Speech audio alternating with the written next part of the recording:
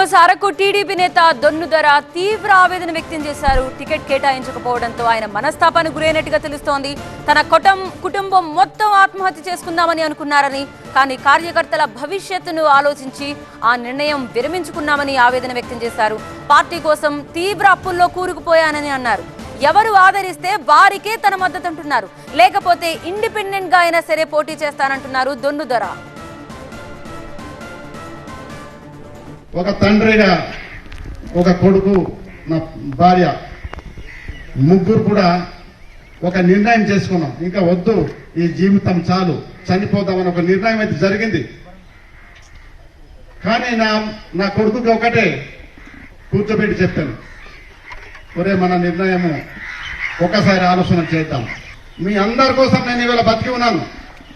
లేకపోతే ఈ పార్టీకి నా శవంగా మీరు చూడవలసింది. అంత దారుణంగా అనుభవించిందని మొత్తం సర్వం పోగొట్టుకున్నాను పార్టీ కోసం. అన్యాయం జరిగింది మనకు. నాకే కాదు, నన్ను నమ్ముకున్న మీ అందరికీ అన్యాయం జరిగింది.